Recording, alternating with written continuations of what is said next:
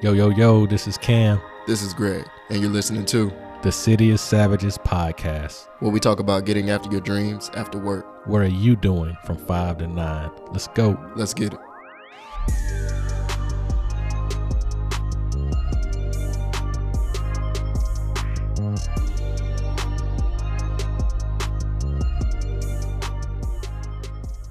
All right. Yo, yo, yo, world, welcome back. This is Cam, And this is Greg, and you're listening to. City of Savages podcast. And today we got a special guest. I'm going to pass over to Greg. Yeah. Today we got a special guest, man. I'm honored to. It is a pleasure and it's an honor, man, to introduce you guys to a dear friend of mine, man. Shaun Lucky Corbett, the owner of the Lucky Spot Barbershop, man. Luck, what's going on, man? How you living? Man, what's going on, Greg? What's going on, Cam, man? What's How up, y'all man? doing? All right. Excellent. How you doing? Man, I'm good, man. I'm blessed, man. Grinding, that's it. Word. Word. That's what I like to hear, man. Same thing over here. So we just grinding, we working, man, trying to get everything that we can. Man, you got to respect it, man. You got to. How was your week, Cam? Oh man, my week was good. It done got real cold down here, man. So like now I know it's probably even worse out there. Today, man, it was crazy foggy all day. So it was like real like drab. But I mean, other than that, man, everything been good. My week been great. Just getting busy, man, ramping up for next week. So, you know, inauguration is coming around, and Yeah, for sure. we got, you know, there's with the previous stuff that happened at the Capitol, you know, National Guard, we trying to ramp up and get prepared for what might take place next week. So yeah, man, that's kind of my week. You in the National Guard, Cam? Yeah. You always been in the National Guard? Yeah. I've been in almost 10 years. He was in the National Guard around your wedding? Oh yeah. I think I remember now, like, because he was in, like, you was in the military around that time. Yeah. Okay. Yeah. Oh yeah. Yeah. For those of y'all that don't know, Lucky is my personal barber, man. He's been cutting my hair for over 10 years now. Ever since I moved to Charlotte. And when I got married, he did the whole wedding party. Yeah. He did my hair, he cut me up. He did Cam. He did Cam's joint, man, and it was love. We had a whole it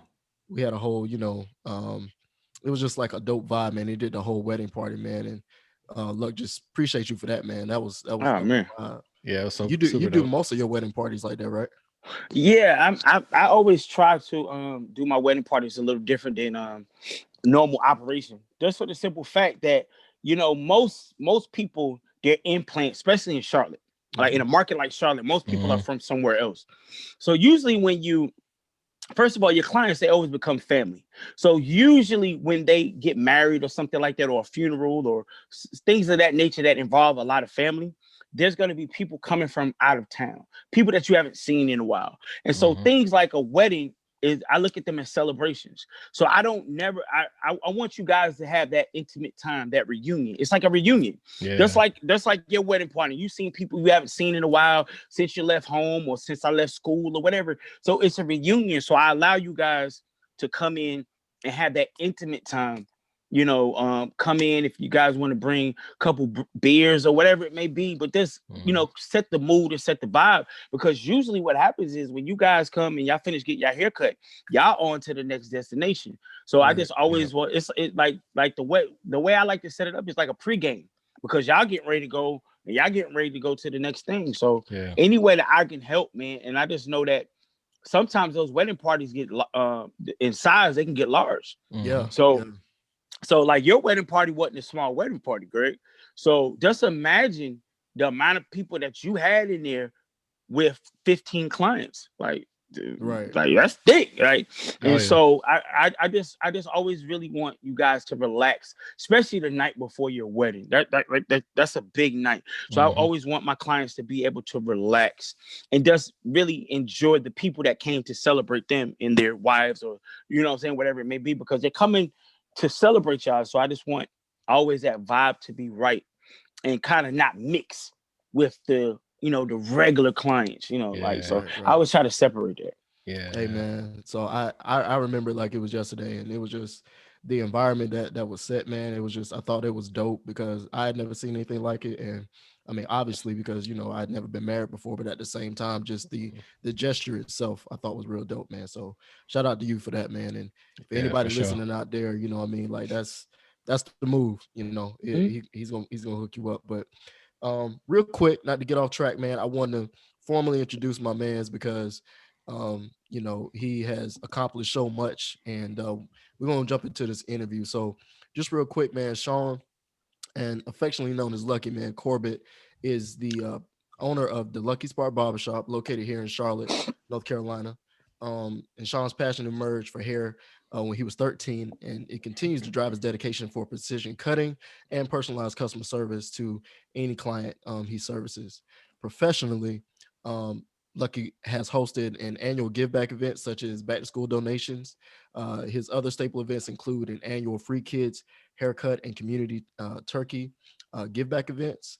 And to date, Shaun and the barbershop has been able to give back over 10,000 families in need. So, I mean, that's incredible. That's Um, awesome. yeah. Also, Luck and Gary McFadden, he's a retired detective and current sheriff of Mecklenburg County, created and organized Cops and Barbers. And that's a 501c3 nonprofit organization that creates much needed dialogue between the community and police, leaving them to create meaningful relationships with, the police and the community. So just really, really, really dope program. And Look, man, I'm not gonna talk too much. I'm gonna let you talk. So, just in your own words, if you want to kind of like tell everybody originally where you're from, and kind of what made you decide to open up a shop of your own and basically start building your brand from ground up. Wow. Okay, I'm originally from Brooklyn, New York, but I've been Yeah. to Charlotte, man. Like, I'm a Charlotte teen, man. I love Charlotte. Hmm. I don't never see myself moving back to New York unless I like absolutely have to. Right. So Right. like when people ask me now, I'll be like, man, I'm from Charlotte. Like, Mhm. I'm a Charlotte teen. But the funny thing is, man, like I was dibbling and dabbling with the Clippers since I was about 13, 14, somewhere around there. But I never really had the desire to be a barber. It was, cutting my nephews, my cousins, stuff like that. Like, Mhm. like my sister had 5 boys. So it was just one of those type things. So I never really had the desire to be a barber. And so, I was involved in other things like running the street or whatever. So I had gotten in a little trouble. And when I came back, I came home from doing a little bit of time, and I worked at this job at Value City. It was off of Sardis Road in up Independence, and I was when I came home, I used to check yes on the application. Have you ever been convicted of a felony? Da da da da da. And I used to check yes. And there was this one time I didn't check. I didn't put anything. Like my caseworker at the time, because like when you get post release and stuff like that, like you have access to caseworkers and stuff like that. Even though I still wasn't on post release, I was off, but I was still cool with my caseworker. And they was Mhm. like they give like these programs of how to fill out an application as a felon and stuff like that. And so I remember one time they was like, well, don't put anything, because not putting anything can at least get you the interview. Mhm. And so I didn't put anything, and I never forget it. It was a guy named Kevin Mann. Like, Kevin Mann, wherever you at, I appreciate you, bro. Like, it was a guy named Kevin Mann. I would never forget it. He was like, I noticed you didn't check yes or no. And so I went down the rundown. I got in some trouble, but if you give me an opportunity, I'm a fast learner. I'll work for you. And I work for you, da da da da da, all of the song and dance. Long Mhm. story short, he gave me the job. I stayed there for 5 years, Wow. and I ended up becoming the manager of my department. I was the manager of the department. The funny thing is, Greg, that's why I met Nikki. Okay. Okay. I met Nikki. That's why I met my wife today there. And Yeah. so, but they went out of business. They were based out of Ohio, so they went out of business. And I can remember the day that they closed. I was sitting in my car and I was like, "Damn, what the hell I'm getting ready to do?" But Mhm. but they gave everybody great severance packages. I was able to file for unemployment. But now we're gonna kind of rewind just a little bit, because this is a very intricate part of my story. One of my closest homeboys that I used to run the street with, he wanted to be a barber. So one day, me and him are riding in his car on Sharon Amity. We're riding in his car, and the barbershop, it was this new barbershop in Charlotte. And they was making a lot of noise, and they had been around for a little bit. I think maybe around 10 years or so, or whatever. And maybe 8, 9, 10 years somewhere in there. It's called No Grease. And they were opening up a barber school. And it was off Sharon Amity. And one day, me and him were riding down the street. They had a big sign. They had a big sign that was up that said, now enrolling. So I'm like, dude, you always want to go, like, mind you, I had been tinkering with clippers since I was about 13. Never wanted to be a barber. Always keep that in mind. Never wanted to be a barber. My homeboy, like, street guy, that, like, I'm when you think of the epitome of a street dude, this is the guy. But great guy, great heart. He's my man. So I'm like, yo, you know, they got the sign up, now enrolling. He like, nah, man. I'm like, look, if you fill out an application, I fill out one. So he like, all right. So we go. You know what I'm saying? Like, this is maybe about a year before Value City closes. So he fills out one. I fill out one just to support him because I'm working. I don't want did time. I'm like, yo, I don't want to be in the street shit no more. Can you cuss or like? Yeah, you good, man. You good. Okay. So like, you know, I'm like, I don't want to do the street shit no more. Y'all my friend, you my man. I still love you, but I'm doing this because I'm working. Remember, I'm working. I've been at this job 5 years. At this time, it may be about 3.5, 4 years. So I'm just like, yo, you want better for your brother. Like, so I'm like, yo, you fill out one, I fill out one. And I'm really just doing it just to test him to get him to do it. So he fills out the application. So now fast forward about another year and some change. I'm sitting at home, unemployment wearing out. And I get a phone call. I never forget. It was like a Thursday, about 10 in the morning. A guy named Jermaine Johnson calls me. So he said, hey, can I speak to Shaun Corbett? I'm thinking it's a bill collector. Because who calls and asks like for your full, like, actually government full name. Right. Yeah. So I'm like, this him. And he was like, well, this Jermaine Johnson from No Grease Barber College. He was like, are you still interested in being a barber? I'm like, shit, hell yeah. I'm doing nothing. I think I was at home watching Maury or something. Like, I'm doing absolutely nothing. I'm trying to figure out the next move, but nobody's calling back. Like, I'm just, you know, I'm filling the application because this is when everything is starting to transition to online applications. Because you gotta remember, when I filled out the application for Value City, it was paper. 5 years later, now I had to get a laptop. Like, it's just a whole different ball game. Yeah. So long story short, he was like, all right, we're having a contest. It's called Who Wants to Be a Barber? We'll be giving out scholarships to go to barber school. He was like, if you're interested, be here at this date, this time with a model. So I'm like, all right, cool. So I had no clippers. So now one of the neighborhood, we like to call them junkies, one of the neighborhood junkies, he didn't rob or steal. He would shape everybody up. That's how he made his money to get high. I argued with this dude for 2 days to get him, and I had to pay him. I argued with him for 2 days to get him to let me hold his clippers. Like 2 days. Like I argued with him for 2 days because this is how he made his money to get high. But we went back and forth. So finally he gave them to me. You know, and this is just a side note on that. He done got himself clean, and like he comes to the barbershop to get a haircut after all these years. And I never let him pay. I never let him pay. Like I never let him pay. Awesome. Like he always tries to pay. I never let him pay. And so, and I still go check on his mom. Still, like, so, yo, I gotta remember, man. Like, no matter how much success you have to be a real nigga still. So, like, I still go check on his mother, go to Family Dollar for her and all that stuff. Like, but fast forward, he lets me go to Clippers. I go, it's me, my brother, and Khalil. Your frat, right? And my son. He was a little guy then. And so I got a partial scholarship. And then from there, the rest was history. And like, like I said, I never was enthused with being a barber. I was enthused with being the business part. And I think that played into my success, because I think if I would have went to any other barber school but No Grease, I don't know if it would have clicked the way that it did, because when I went to No Grease, like those were like the first brothers I seen wearing suits that weren't like probation officers or teachers or lawyers. Like I was more intrigued with how they moved. Because see, at this time, when I got to No Grease Barber School, right, this is when they had just started a relationship with Bob Johnson. and the Bobcats, and this is when they were talking about putting the barbershop in the arena. Right. Okay. Yeah. All of like I'm there at this time. So all of that shit cool to me. Yeah. Because I know what my homeboys is talking about. Y'all niggas talking about bagging up, cooking, and girls. And like I already know what y'all conversate. If I'm not in school and I'm hanging with y'all, I already know what y'all talking about. Right. But I would go to school every day just to be around different conversations. Like they talking about something different. And I just fell in love with just watching black men do business. I was like, yo, this shit dope. Like, because they unfortunately, society, they lead us to believe that the only way that you could be successful is either you got to rap, sing, dance, shoot a jump shot, play football.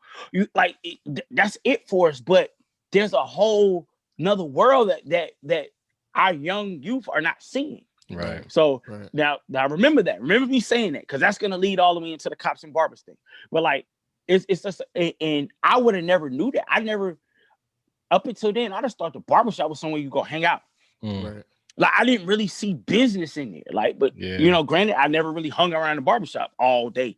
But I got to see different things, and what I was exposed to was just really giving back to your community. Like that was one thing that I learned from No Grease, like giving back to your community.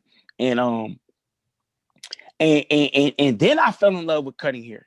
That's the thing. Like the cutting hair part was the last thing that I really fell in love with. Okay. And if them dudes were selling Bibles, bro, the way that they were moving, because at that time I needed something different. That like, you know what I'm saying? Like, you see how divine intervention worked? Because dude, I was probably about 2 or 3 weeks from selling dope again. Like, you know what I'm saying? Like, because nothing, like it was like nothing was clicking for me. And just out of the blue, that phone call came.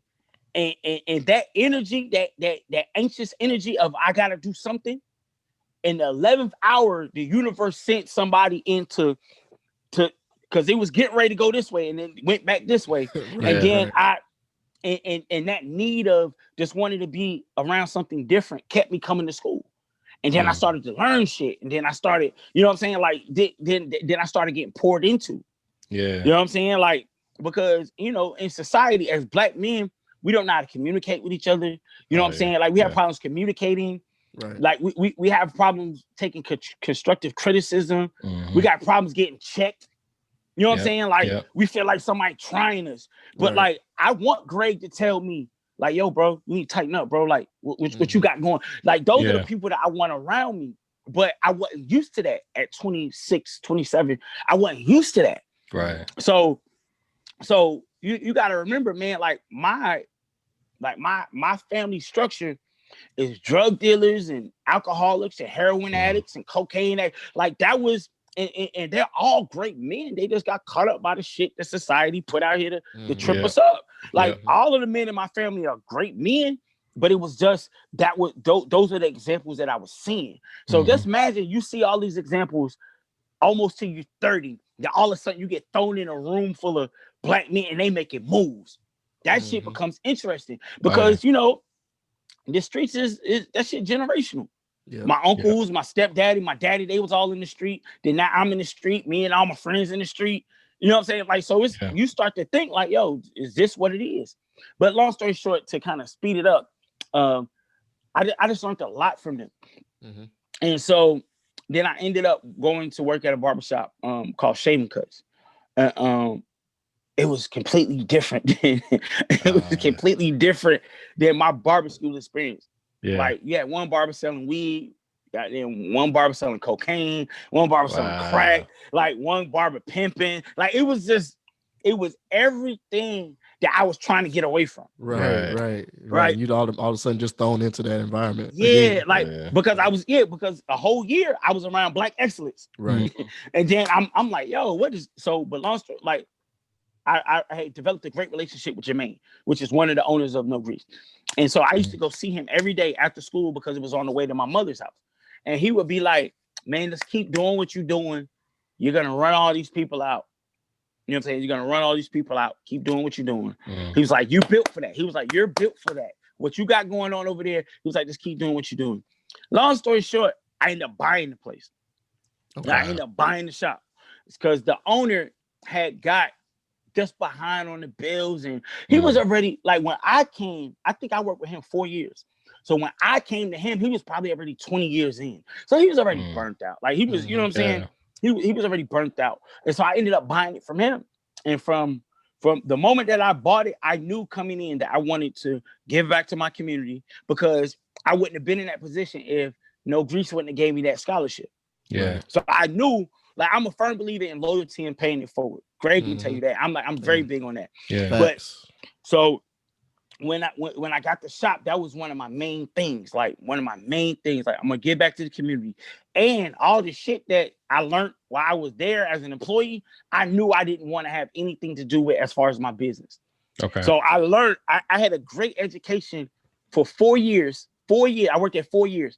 I had a great education on what not to do. Like what I didn't, like I learned a lot of, like, man, I would never do that, or man, I'm not gonna do that, or my shop's gonna be different.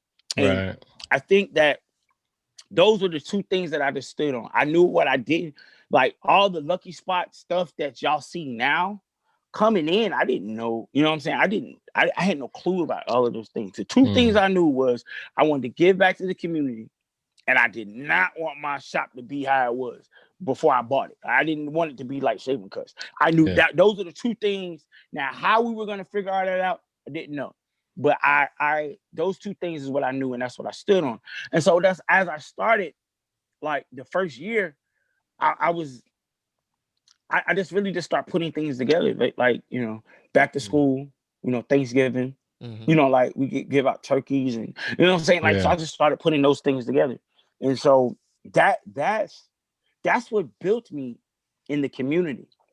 Just the service, like just the service, like that. But it wasn't to really gain notoriety. Like, it had nothing to do with that. That came with it, great, but like it had nothing to do with it. I was just doing, like, I was in a position now to where I can help other people, and that was just that was some dope shit to me. Just period, because I done so much dumb shit out here in the universe. I was just cool, just giving book bags and giving pencils and notebooks, and Thanksgiving you can come get a turkey from me. I was happy with all of that, just because it was like, you know, just trying to make right the dumb shit that I did. And so as the like, we've always had issues with police, like you know what I'm saying, and I'm just kind of taking y'all through everything. Like, I'm just hitting 2 points. So like, we always had issues with police. Like, I've even been beaten by the police before. Like, you know what I'm saying? My wife her cousin it's like, that's just normal, right? Like, that's normal. Like, as Black men, we can tell the truth to each other. Like, we don't have to sugarcoat this shit. And I think that's one of the reasons why I've been successful just in the political realm. I'm not a politician. I just come in the room and talk shit because I got my own money and I don't need nothing from them. So I don't have to kiss ass. Like, you know what I'm saying? Like, so I'm able to say what I want. I'm able to say what I want. And so we've always had this problem. And my outlook on the police, I'm not even going to say it was a dislike or a hatred. It was just like, shit. Police to me was an occupational hazard. But like, you know what I'm saying? Shit, I stay out y'all way. Y'all stay out my way. I'm always trying to avoid y'all. I'm the guy, if we ride down the street and I look at my rear view, nigga, I done turned in the gas station. I'm like, I'm just, that was me. And so in the process of all of this giving back, the Michael Brown thing happened. First you had Trayvon Martin, right?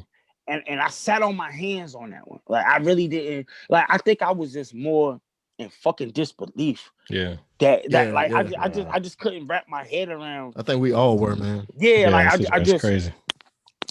Like, that shit was just wild. So with the Trayvon Martin thing, I didn't really get involved. That was just, I think that one, that ignited the fire that y'all see with the cops and barbers, the Trayvon Martin thing. Even though that wasn't a police involved shooting, but then you started having the Eric Gardner, and like you just started seeing all of these shits. And I don't know if it was because, I know it always happened, but I don't know if people started filming it and recording it. That was the age where the camera phone and the video, like it just started becoming so much. Like, I just start, everywhere you go, you starting to see it, boom, boom, boom. And I'm like, yo, am I the only nigga goddamn noticing that this shit look like open season? Like, and so Michael Brown happened. Boom. Michael Brown, and them niggas went berserk in Ferguson.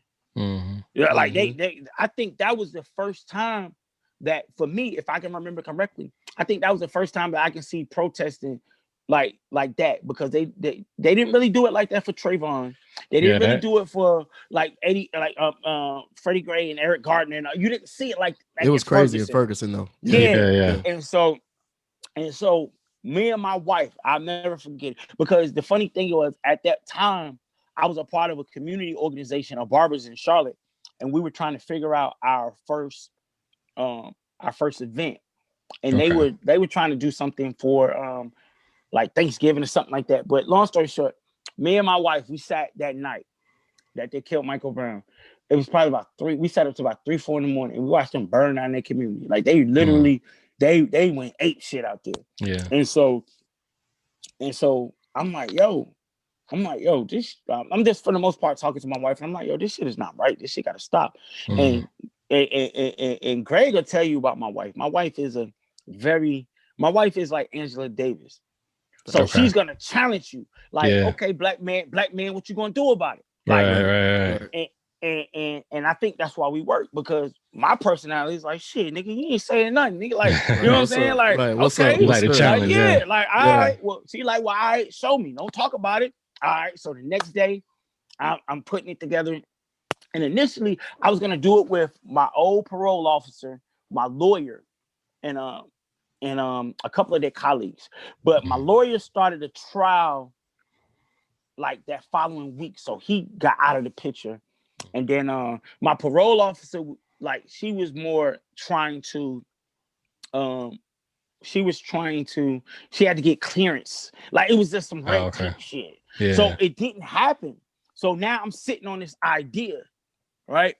And I'm sitting on this idea of just the community coming together in like the rec center and just kind of having town halls. I'm sitting on this idea. So then I go to the community group with the barbers, and they're trying to find this idea. I mean, they're trying to find what's going to be our first event. Right. And I'm like, well, yo, I got an idea.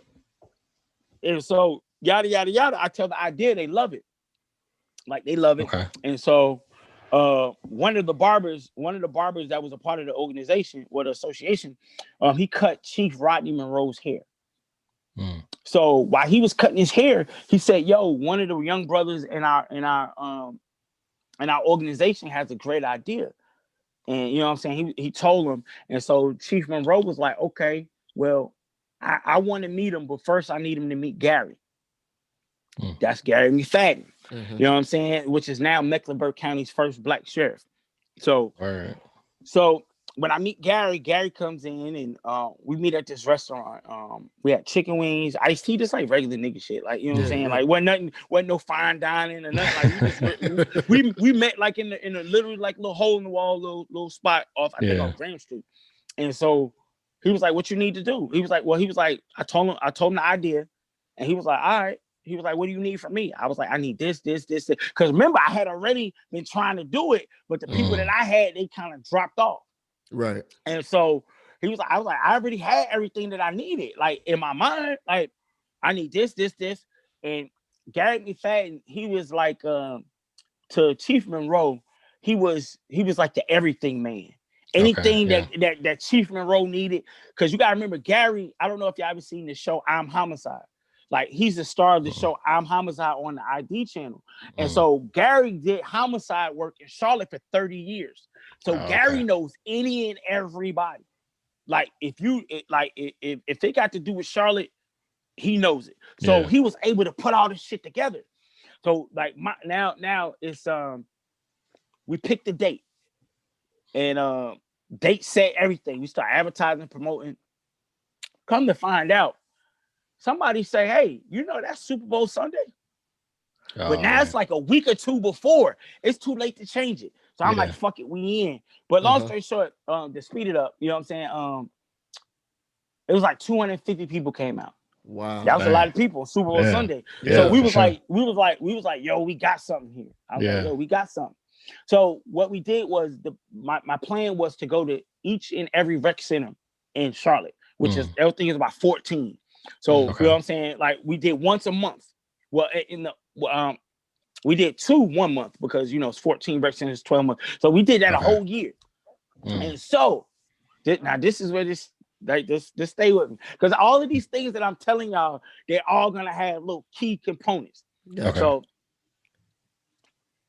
former mayor Anthony Fox, y'all remember him, right? Obama became president. Obama took him as the head of transportation, right?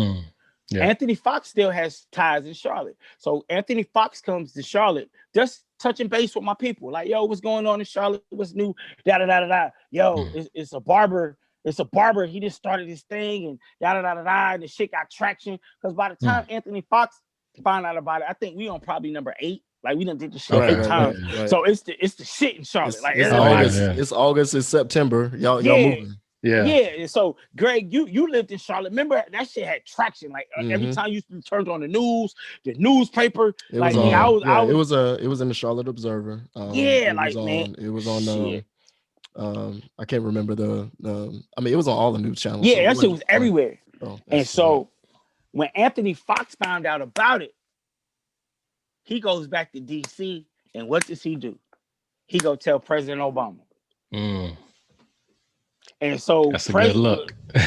So President Obama and his State of the Union, he says, we have to get more. It was something like along the lines of, we have to be more innovative and do different things. Like it's a barber in Charlotte, North Carolina, that created something called Cops and Barbers. When he said that, that's crazy. When he said that, that's when my life changed. When he said that, it through the roof.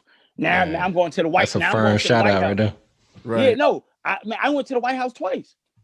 Like I go to the White House. He created something called your 21st century policing. And it was 10 cities doing innovative things with policing in the community. We were, I think, number 3 out of that or something like that. So long story short, me and Gary go to the White House and we speak to all the police chiefs all over America. Police chiefs, mayors, deputy mayors, like all day we just going from room to room in the White House, having these small meetings, Q&A things, and we did that all day. Then I went to go to the DC to speak to the National Police Chief Convention. I met Martin Luther King's daughter. That was fly. Bernice King. That was fly. And she gave me some good work. Like, yo, like, and she had just had like an aura about her, just when she like you could tell like greatness in her blood type thing. Right. But now fast forward, we're getting all this traction, and I think Cops and Barbers allowed me to do a lot of traveling. I spoke at the Super Bowl. Like, I just did a lot behind the Cops and Barbers thing. But after a while, we were just noticing that, we're just doing a lot of talking. Like, yo, what's next? Like, yo, how can we take all of this information that we're getting when we're going to talk to these communities? Because the one thing that I realized was the shit that's going on in Charlotte, going on in Cleveland, that shit going on in Milwaukee, that shit going on in St. Louis. Like, I'm going to these places and I'm sitting there listening to these people, and they saying the same shit that they saying in Charlotte. Like, the same shit they saying in Charlotte, they saying in Columbia. Like, it's the same shit they saying in Columbia, they saying in Greenville. It's not changing. So it's like, okay, how can we take this information that we're gathering? Because now the information is repetitive now. Like, the shit is the same thing. Like, it's almost like to where I'm almost feeling bad. Y'all paying me to come fly out here to listen to y'all tell me the same shit that I just heard. Like, I got it. Like, Like, right. We've been here. We've been here. Y'all can put that money in y'all community. Y'all ain't got to pay for my hotel and my flight, because I already know what y'all gonna say. So long story short, it was like, all right, how do we do this? Like, everybody want to be involved in the community, and being that Cops and Barbers was so successful, let's step and repeat. So now we have to create more barbers and things like that, right? So we created the scholarship. Like, y'all don't talk me to death. Everybody want to, how can we help? All right, let's get some money to send these niggas to goddamn barber school, because I know what barber school did for me. Right. I know what it did for me. That's the key right there. You know what I'm saying? Yeah, I know what it did for me. Great. No, I was just saying that's going back to, I think, what you said previously, to paying it forward, and it's just like, a lot with, let's not talk about it, let's be about it. Yeah, just same thing that you talked about Exactly. with your wife. You know what I'm saying? She like, okay, black man, what you gonna do about it? Yeah. We've done what we need to do. We've had the conversation. I think Jay-Z even said it too when he was having a conversation that in the board. I don't remember exactly who he was talking to. He was like, I think and he got some backlash for it. He like, about the kneeling. he's like, we're done kneeling. What's next? Right. You know what I'm saying? Right. So it makes me think along those same lines. Like, and so that not to go off topic, but to bring it back to you paying it forward. I know what this did for me. This is going to save somebody else's life, or this is going to save another brother, and like, give him more opportunities to help somebody else and pay it forward as well. And that same cycle to get someone out of something. So that's good. That's all. Yep. But that was everything that you just said was the intentions. And I'm gonna tell you a side note. When I first met Chief Rodney Monroe, when we first started Cops and Barbers, I had a meeting at the police headquarters. And every police officer that you can imagine was in this room. And they all were listening to what I had to say. And to me, that was the funniest shit. Because that was the funniest shit. Because and then as soon as I left the meeting, I called my homeboy. Same homeboy that wanted to be a barber. Like, this is years later. And man, we laughed for like 3-4 minutes straight. Because it was just so like, dude, you out of all niggas, you the nigga in there telling the police what to do. This shit crazy. But like, so we create the scholarship, right? And like I said, the biggest thing was I knew what barber school did for me. And I'm seeing what's going on in my community. I'm seeing what's going on in every community. I'm seeing it. So I can't teach you how to be a politician. I can't teach you how to be a lawyer. You know what I'm saying? I can teach you how to work with you. I can teach you how, I can give you a trade. I can teach you economics. Right. You know what I'm saying? I can teach you about sowing seeds in your community. I can teach you about being involved in your community. Because as we all know, the barbershop is the cornerstone of the Black community outside the church. I can show you the importance of that. And if I can teach you that, hopefully I can help you. I can give you the tools that which you can carry this shit that I'm doing. You can carry it on. So that's how that started. So everybody's like, oh, okay, yeah, that's great. That's great. That's great. That's great. Oh, yeah. I'm like, oh, y'all niggas thought I was asking y'all for money? Nah. Right. Okay, y'all want to play? No, y'all want to play? Me and Gary, we sent Tim barber school out of our own pocket. Like I said, I can talk this shit because I can actually back it up. Right, right. You know what I'm saying? Like, no, I was gonna say, Cam. I know, and first of all, just luck, man. Like the story that, man. I mean, like your story just is. I don't know. It inspirational definitely comes to mind, but just super how you've, like I said, continued to build your brand, and then the goal that you have as far as just taking care of your community. I think that's why you have continued to be successful and to get as many blessings bestowed upon you as you've have, is because, man, you take those blessings that you give and you give them right back, man. So exactly. I just think that's a tribute to what you do, man. But Cam, I mean, I know we've had a lot of information, man. It's just been I've received so many gems just based on that story alone. I know that story.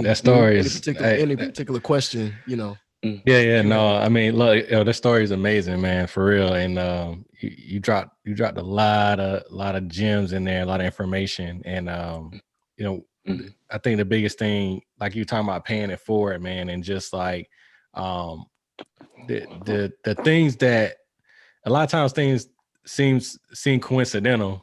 And those coincidental things lead to opportunity that it just happens and you can't really explain it. It's like serendipity, and it's just crazy how like you wasn't even really trying to be a barber per se, right. But because you was trying to help your homeboy, it led you into the opportunity that eventually changed your life.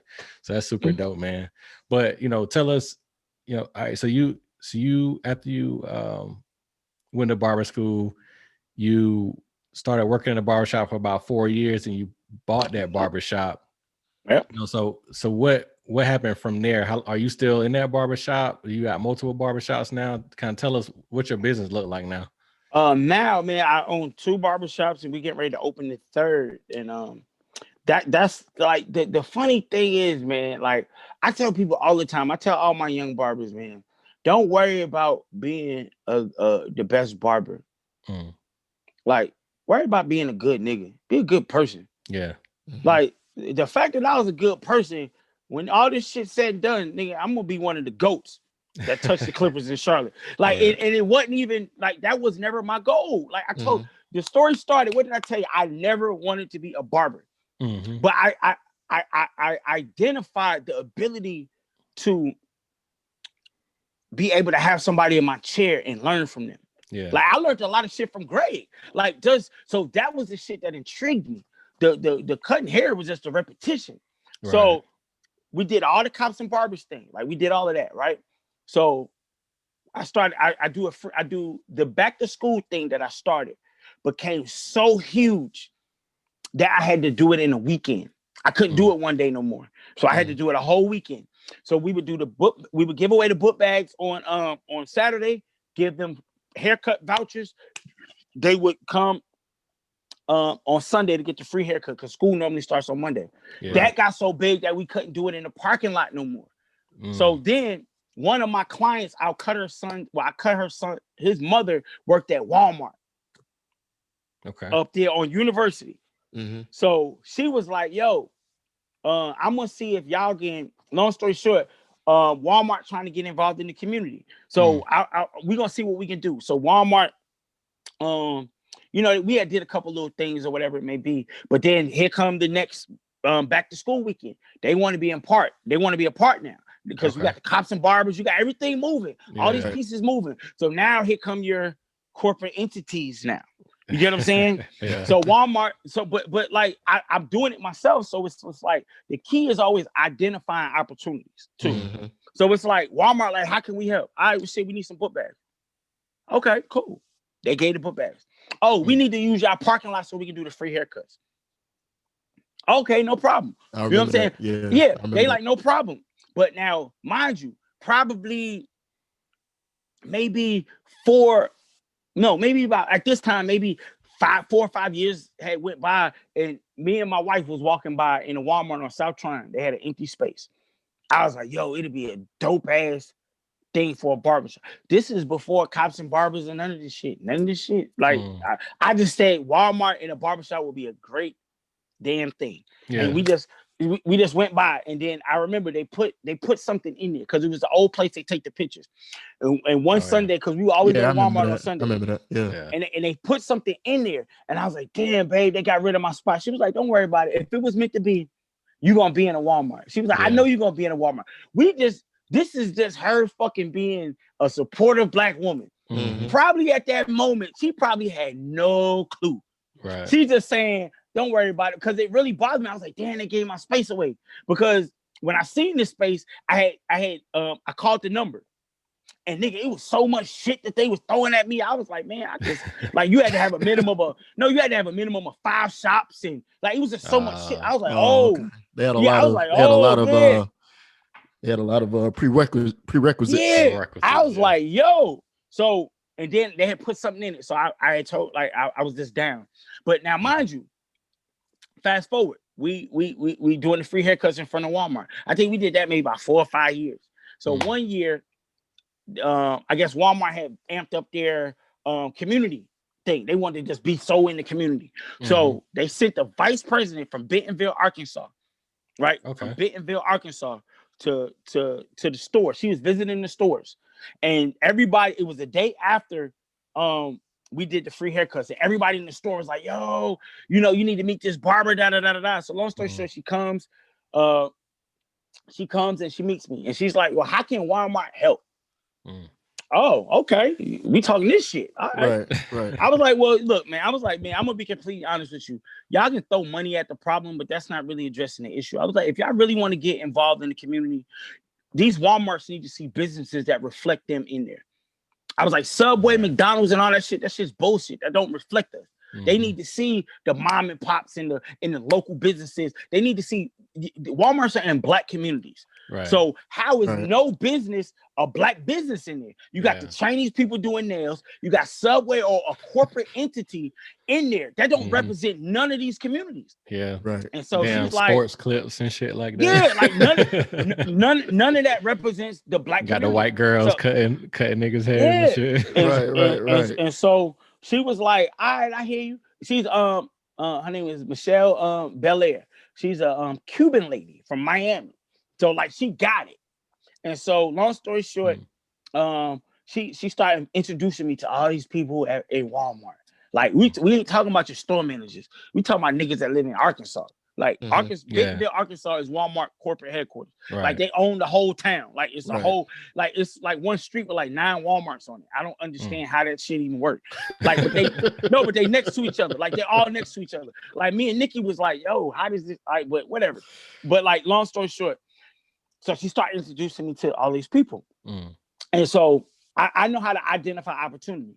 So they talking da da da da da da, and I'm getting all types of. Y'all, hey man, y'all still asking what y'all need to do to be in the community. Y'all still, I keep telling y'all, put a barbershop, put Black businesses in there. I just kept put Black business. It don't all have to be all barbershops, but let these businesses that you have in these stores are in African American communities. Let's start putting businesses to reflect the communities. Right. So I would get feedback, and I remember one time, and I knew I had made breakthrough because I was at a meeting with her boss and a couple other like big wigs in Walmart. We met at King's Kitchen up here on Trade Street. And because people don't know, it's a Walmart headquarters here in Charlotte too. Like, so like the CEO of Walmart be here a lot. Okay. So long story short, he dude was like, man, we tried putting the beauty industry in our stores. It didn't work. I was like, well, white guys, Mr. Smarty Pants kind of guy. Like, I'm like, yo, you can't, dude, you could probably tell me some shit about selling shampoo, but you can't tell me a motherfucking thing about this goddamn hair.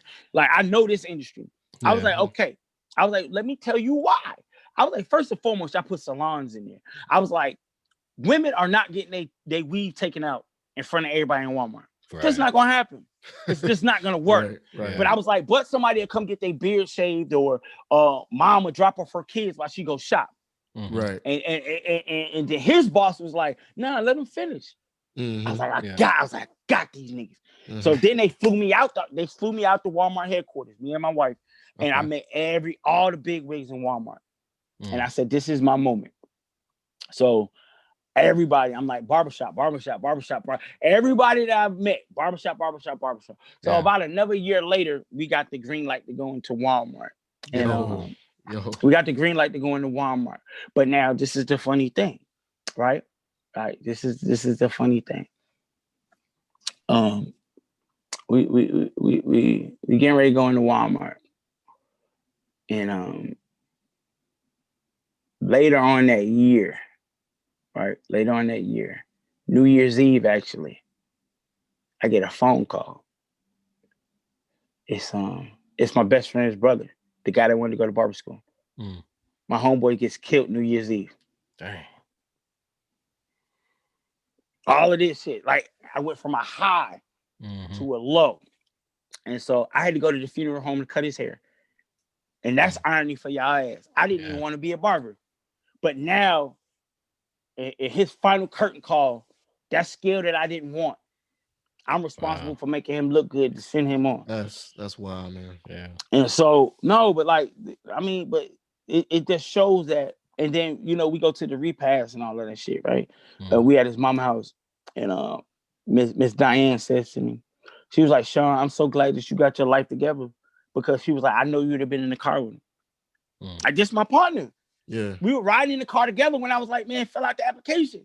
Right. Like, this is my partner. Like, so that brings it all full circle. Right. Like, and so it's like, when we first opened into Walmart, when we first got into Walmart, I had a dream with him in it. And we was sitting on like a wall or some shit. And he was like, whatever he was saying, I couldn't hear it, but then we start laughing.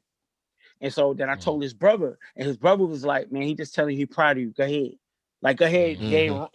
go. Yeah. You know what I'm saying? Right. Yeah, take And that and so, run with it. yeah, he's like, go ahead, go. You know what I'm saying? Because he was my biggest cheerleader. Like, Mhm. for real, the crazy shit, the biggest cheerleader. But Yeah. to answer your question, what my business looks like, um, right now I own 2 locations in Walmart. The original barbershop Right. that I had, I closed down. But Okay. now I own, I'm scheduled to open 3 this year. Mm. 1 in Columbia, 2 in Atlanta.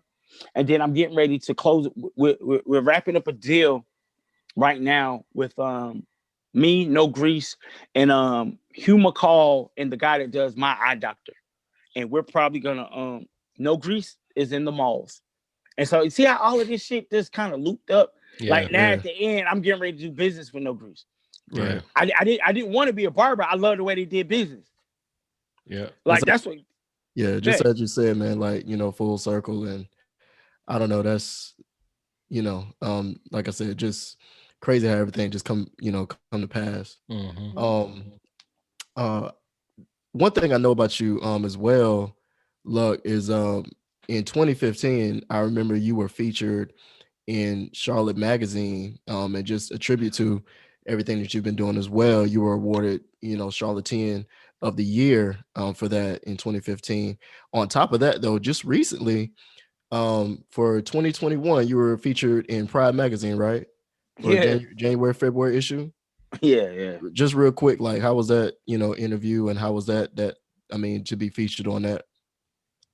The funny thing is, man, and I don't never want to sound ungrateful, but like no matter how many, like I've been doing that shit for years now, like Mhm. magazine covers, interviews, and shit like that.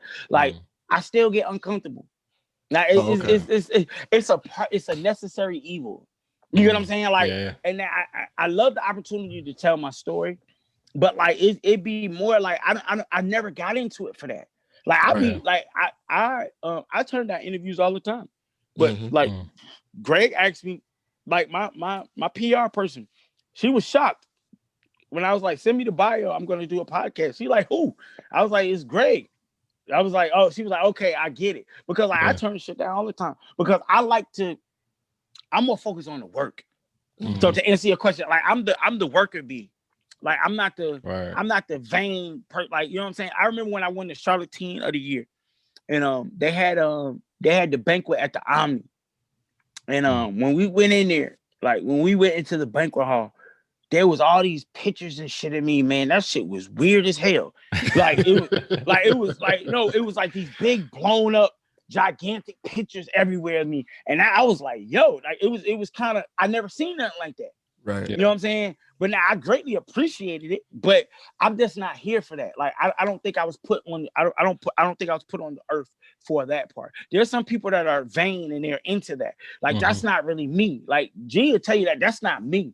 I'm Yeah. more I'm in this right to be in the mall or Target, and the little kid run up to me and be like, Mr. Lucky, I got an A because the tutoring program that you had at the barbershop, that shit helped me. Like that's the shit that I'm into. Or That's what's up. um like helping sponsor kids at summer camp, or like that's the shit that I like, man. Yeah, yeah. Yeah, Not that's the to shit I'm feeling and for.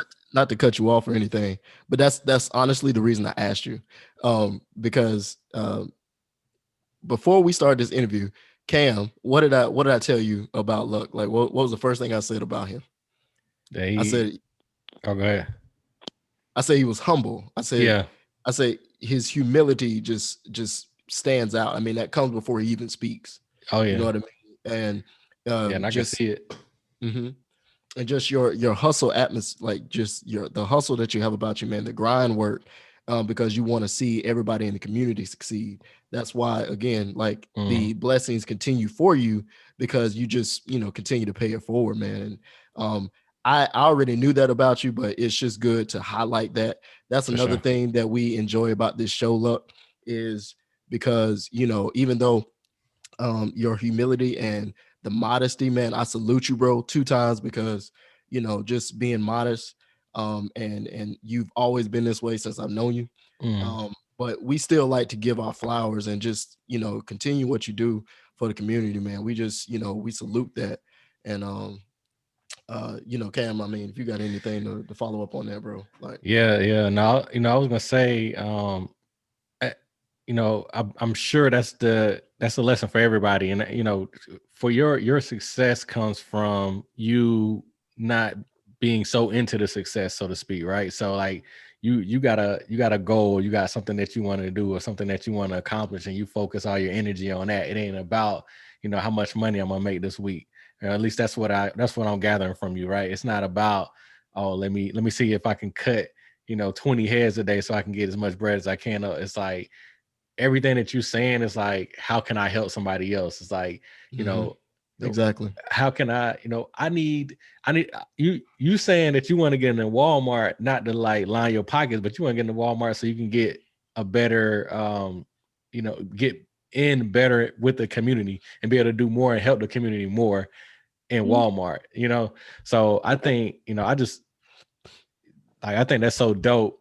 And I want to like give you your flowers for that, because, it's not too many people. You don't find too many people that got that energy. They're not like, how can I help somebody else? You know what I'm saying? And and you model your life around that. So man, I just want to salute you for that.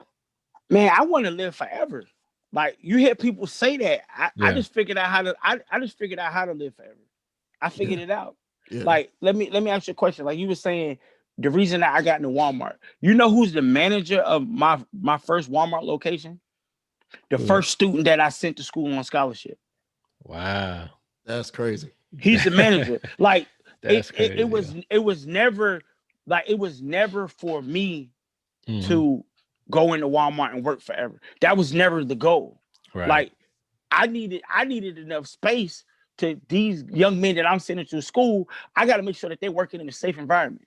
I got to make sure that they're working somewhere that we're not putting them back into the same mess that they're trying to run from, as in when I got out of school. Yeah, I'm just trying to make it better for the next ones. And like I said, you hear people say, I want to live forever, right? And I just figured it out. How do you live forever? You live forever by the amount of people that you touch. Yeah. The things that I've been a part of, and the things that I have helped create, because none of this is all me. So I could never get beside myself and take all the credit. There's so many people, my wife and people like Greg, and like, it's so many people that play a part in all of the shit that I do. Yeah. You know what I'm saying? I'm just the spokesperson of it. But I represent a lot that's behind me. But the thing is, like, how do you live forever? Right? Just think about it. This young man that I sent to barber school 2 years ago, right? Now he's the manager, right? So in 4 years, he'll be an owner, right? And then in them 4 years, he'll own his first Lucky Spot. And then we're gonna the goal is to franchise. Like, we'll be a franchise by this time next year. Like, the deal that I got going with Hugh McCall and No Grease and my eye doctor, we're gonna probably open 300 shops total across the country. You know what I'm saying? In a matter of 5 to 7 years. But these are gonna be. But I'm not doing that for me. These are opportunities that I'm able to franchise. Like, we're gonna be like Chick-fil-A. You can buy a Chick-fil-A for 10 grand. You're gonna be able to get a Lucky Spot for 10 grand. Put it in Walmart. The clients are there. But like, get back to Tim. 2 years he's a manager. 4 years he's an owner. One day that kid gonna have kids, right? Yeah. His kids ain't gonna have to go through the bullshit that we had to go through, right? So now he'll have kids. And then they'll be able to have a good life. Then they'll end up having kids. Who knows? By Tim being a barber, he's able to send his kids to a better school, better whatever. So now you got 2 or 3 generations eating from that Lucky Spot tree. Yeah. Right? That's the goal. That's how I live forever. Like, that's how you live forever. Like, when just think about how many families the Lucky Spot has touched. Just like, you know what I'm saying? So like, that's my goal. I want to live forever. I want my name. I want one of the goals that I have is my family's last name that were murderers, drug dealers, drug addicts. That last name could be on a building for something positive. Yeah. Like, that's my goal. Like, that's the last name to mean something. Legacy. You know what I'm saying? Legacy, like, that's legacy. it. All right. Change the entire trajectory of your your whole family, man. That's dope. Yeah. But that's the thing. It's for everybody. Like, it's just not me. It's just for everybody. Like, this shit for everybody. Go ahead, Cam. That's what's up, man. No, it's funny you mentioned you planting a tree, so to speak, for your family. And it's funny that you said that because I literally just heard somebody else say that yesterday. They were talking about you gotta learn to plant the tree and nurture it, not so that you can eat off of it, but so that your kids and their kids can eat off of it, right? Right. So it's like you planting a tree for them. You're not doing it for yourself. And you just nurturing it. You nurturing it and nurturing it so that, years, 20, 30 years down the road, that tree for them. You know what I'm saying? Facts. Facts. So like I gotta nurture it. Yeah. But I gotta nurture it, Cam, because think about how many people nurtured me. Oh Right. yeah. Yeah. No, Facts. no Greece ain't have to give me that scholarship. Yeah. Right. The junkie ain't have to let me hold his clippers. Yeah. Right. Yeah, like it's like shit, Exactly. man. It's bigger than me. So every chance that I get, it's just like, man, I'm supposed to, because I think my biggest fear is shit, losing it all. Like waking up that this shit was a dream. Right. For a lot of years, my biggest fear was, people used to be like, what is your biggest fear? I was like waking up in the cell, and I dreamt all this shit. Mhm. Oh man. That's crazy. Yeah. Like waking That's up crazy. That's in good the cell. though. That's good Yeah, though. waking Yeah. up in the cell and all this shit was because I turned 21 in prison. So waking up and I'm still 21 or 22. I'm still 22, but I dreamt I dreamt the next 20 years. I dreamt that shit.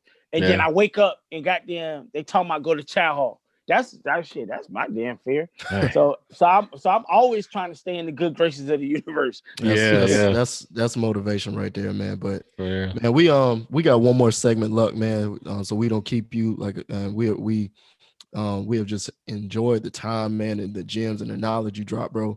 Like I Yeah. said, I mean, you didn't just tell your story, but like you dropped knowledge and you gave so much information for the next person. You Mhm. gave so much information to me, to Cam, to everybody that's going to be listening to this.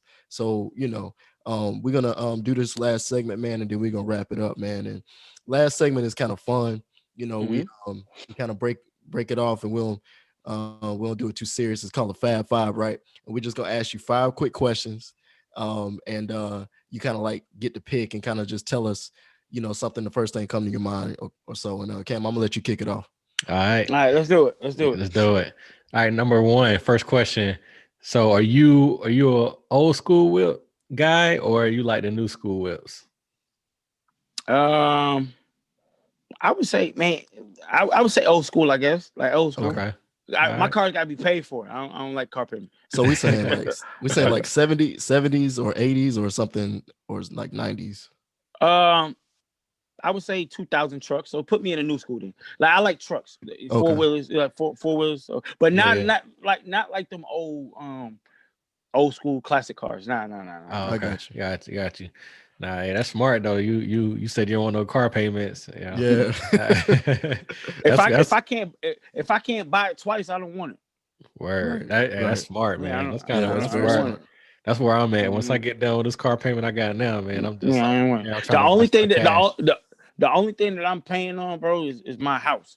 Mm. And that's it. Like anything else, man, I don't. The money that I make, I invest. That allows me to open up more shops. Like I don't get caught up in all of that other stuff, man. I work hard now so I can play harder later. Yeah. Word up. That's the go. I love it. That's the go. Number 2, a book that you've read maybe recently, or it doesn't have to be recently, but that left you with a good lasting impression. Ways of the Superior Man. I've heard of that one. Cam, you heard of that one? Yeah, I've heard. I read that. I read that book like maybe last summer, I think. Yeah, it's a good. Hey, that's a good one, dog. Yeah, but like, because it shows you. Like my wife gave it to me. Yeah. And so it just shows you like the true power in women, and just the true power in dealing with people. Like it's a that's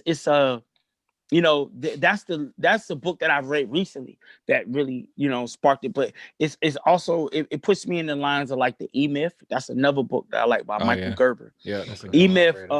Why do small businesses fail? And then The Secret. Like the Superior Man book is kind of on those lines. Those are books that you're gonna read multiple times. But like the Superior Man, to answer your question, that's the most recent book that I've read that kind of had me like, you know what I'm saying? Like I usually good books, I have to read them twice. I read them once and then I go back and read them again. And then they make it to my ebook list. Like you gotta be a good. I'll read it first, but then you have to be a very, very good book for me to make my ebook list. Because when I work out, I'll listen to it again. I'm gonna get that from you, by the way. I just hope you know that. I'm gonna get that ebook. I'm gonna get that from you. Yeah, no, you got it, bro. Your list. I'm gonna get that from you. You got it.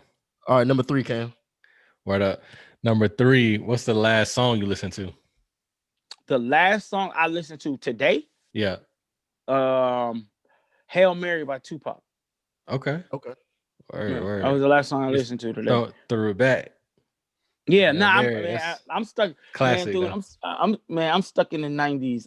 I'm stuck in the 90s when it comes to hip hop, man. Okay. Like it's just different. Like I grew up listening to, even though it's not good, I listen to music about dudes selling drugs, trying to get out their situation. I got to sell drugs to take care of my family, whatever. Yeah. Like this music now is just like, we're going to get high. Like we're going to get high, we're going to party. You know what I'm saying? So I'm stuck in it. Like yesterday I was listening to, yesterday was Biggie Day. And that's how I ended up listening to Tupac today. Like that's how, because I was listening to Biggie. I was listening to Biggie and I was listening to Life After Death. Like, I listened to the whole album, like the whole double CD. And then, you know, like usually like when you listen to an album on like Spotify, Pandora, or well, not Pandora, but Spotify or like Amazon Music or Tidal, after that album, it'll start playing other songs. It'll start creating a playlist. Right. So then it started, because I listened to Biggie, it started playing Tupac. Okay. And so I'm like, shit. I was like, I forgot how hard fucking Machiavelli was. So I was like, today was Machiavelli Day. So like that was the last song I listened to before I came out. I got you. What's your favorite sneaker to rock, man? I know you you know, if you you know, on the weekends you guys, you know, might dress down or something, and during, you know, because during the week, you know what I'm saying, y'all too fly, man, y'all, you know, business attire. But when you do get to rock sneakers, man, I know you got a dope collection. What's your favorite to rock? Right now, I'm always an Air Force One guy. You know that. I'm an Air Force One guy. Like, but right now, I just rebought the Air Max 95. The OGs? OGs. I just got them. So I got you. I'm an Air Max guy too. Like, I think that's the up north of me. I still rock a pair of Air Force Ones. In the winters, Tims, like the beef and broccolis, the constructions, and Air Maxes. Like I'm still that guy. New York to the death. I'm still that guy. Like I haven't even had a chance to wear them yet. That's what I'm saying. I gotta go to Atlanta tomorrow. I'm gonna wear them tomorrow. Like I'm looking forward to wearing them shit tomorrow. That's what's up, bro. That's what's up.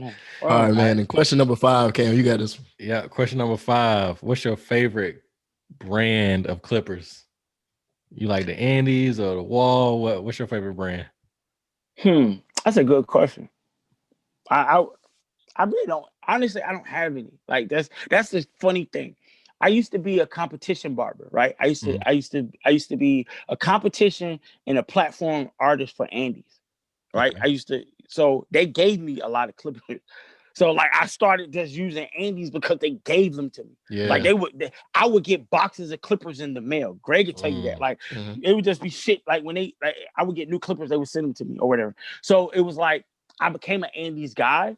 Yeah. But like, man, to be honest with you, you got to remember, if you go back into my story, I didn't have any clippers. And so like when I started barber school, I didn't have no clippers. So like I didn't have clippers until like my first maybe month in. But I came to school every day. I used to fold towels and sweep the floor. And my instructors, they seen that dude, he coming here, he ain't even cut no hair. So they each lent me a clipper. One was an Andy, one was a Wall, and the other one gave me a razor. So like I learned how to use anything. Yeah, but if I had what I use now is Andes, just because I have all of this Andes merch. Right. Like you know what I'm saying? I just have all this Andes merch. So I would, to answer that, to go all the way around in the circle is probably Andes. Andes. I got you. Word. Hey man, Man, I had but fun. yeah, Like this this is one of was my Hey, better definitely. interviews, man. Hey, Like I word, I really appreciate it. Yeah, hey, it's a lot of uh, fun, man. Definitely enjoyed your I story. yeah, I was gonna say, man, I enjoyed it thoroughly, bro. Like I said, I mean, um, and I know for a fact, my listeners are gonna enjoy this. Oh yeah, I can't wait till for it sure. drops.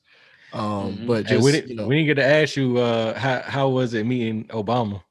right, Well, no, the funny thing is I never got to meet Obama. I got to Uh, meet Attorney General Loretta Lynch. When the okay, funny thing was we all thought we were gonna meet Obama, mm. but he was in Kenya.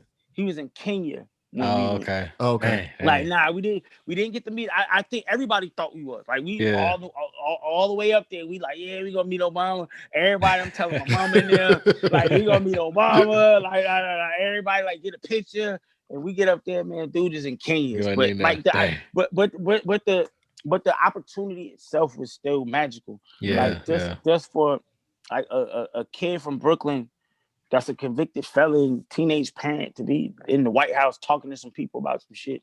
It's just like that was just the dope thing. Like that was one of the Yeah. highlights of my life going to the White House. that shit is poetic, bro. For I real. mean, Super like, inspirational, man. And let's, yeah, I hope somebody listen to this and realize, like, it ain't over for you. Like, no Mm-mm. matter what happened, there's so much more life ahead. So no Mm-hmm. hey, matter, that's good. yeah, Yeah. That's good shit, man. yeah, no matter Oh, what your circumstance, man. That's what I Yeah. said. I mean, super inspirational interview today, and like I said, just storytelling and just being able to provide gems in your story, bro. Mhm. Is amazing, and again, just want to say thanks for even taking the opportunity to join us, man. City of Savages, appreciate you, bro. You For already sure. know it's love anyway, but just from our show standpoint, man, thank you, and appreciate all of the knowledge you dropped today, man. Because like I said, I know the listeners gonna enjoy it, bro. So man, it was a pleasure. It was definitely a pleasure being on it. Like, what did Right. I say to you when you asked me, G? I was like, man, I'm honored. yeah, Like yeah, I was like, this Yeah. shit is because like I don't normally get to do stuff like this for fun. Like Mm. this is just really just because my man like asked me to do it. Like, Yeah, yeah. you know what I'm saying? Like it was, you know what I'm saying? Like normally, like I gotta see the questions, what we talking about. Because in media, you gotta be very careful. Oh Like, yeah. hmm everybody ain't a fan. Yeah, right, yeah. So right, niggas will be trying to pull some shit out the woodwork. You know what I'm saying? Yeah. Like some shit trying to make you look bad because right. like that shit is story. Oh But yeah. Right. Yep. like it was just like it was none of that. Like it was none of that. Like, yo, bro, when? Like hmm let me know when. Like, Yeah. and so I need y'all sizes because I'm gonna get y'all some Lucky Spot merch. You know Bet. what I'm saying? Get y'all a hat, Okay. shirt. You know what I'm And saying? Like, so and speaking of that, so when we drop the episode, we always put in the um your information or how we can reach you or anything. So is there other than, I mean, I already know the Lucky Spot IG tag, so I'm gonna put that in as well. But is there any other information that um that you would want to give out to the people or anything like that? um, well, for the most part, all of it is kind of the same. DA Lucky Spot for Twitter, DA Lucky Spot Barbershop Facebook, Okay. the Lucky Spot Barbershop for Instagram. I try to keep it simple. Right. Okay. Our website is luckyspotbarbershop.com. Like Okay. Yeah, yeah. If they want to book, if they want to, uh, they want to yeah, book with you or book with any of the barbers at the shop. Got you. yeah. Okay. Preferably book with the other barbers, man, because yeah, yeah, book with them, like, because I'm trying to get out the way. This is a young man's game now. This thing is a young man's game, and Word. so I'm trying to get out the way. But nah, damn, the Knicks, they hung in there with the Nets. It was 116 to 109. That's not Yeah. bad. Oh Yeah, That's man. ain't not bad at bad. all. That's not Ain't bad. bad at all. But like I said, I need y'all sizes. I'm gonna get y'all guys some merch. When y'all get y'all merch, please let me know. So I'll post it on my page. But like, G, you're my brother. I love you, Cam. You his man, so you my man. Word. And like I said, I just really appreciate the opportunity because so much of this shit be work. Yeah. Like this shit was really, it was just like me really. This was no different than like Greg being at my crib and we sitting around just shooting this shit. So I really appreciate it. I really appreciate it. And it's good to hear you say that. That's For sure. kind of the environment that we want to give to, you know what I mean? Just a platform. Absolutely. We want to give you guys a voice and a platform, these business owners, to be able to tell and teach other people how to be entrepreneurs, how to see opportunities and go for it, man. Right. I mean, you cannot just sit here and listen to Lucky's story and not be persistent and be motivated to go for it. There's nothing that can hold you back but you. You know what I'm saying? You are in your own way. So don't let nobody tell you otherwise. Go for it. Go get it each and every day. Don't hold back for nothing, man. Because like I said, it was pure motivation today, man. And double salute, man. But again, we're gonna go ahead and wrap this thing up, man. We appreciate your time. Y'all already know what it is, man. This has been City of Savages podcast. Again, we have had an amazing time today with the Lucky Spot owner, Shaun Lucky Corbett, man. And we out, man. Cam, you got anything else? Hey, that's it, man. Hey, look, appreciate you, bro. Hey, appreciate your time. Hey, man. Hey, y'all enjoy the episode. And hey, man, when I come out to Charlotte, I'm gonna come holler at you. Man, let's do it, man. All right, much love. Thank y'all. All right, peace, bro.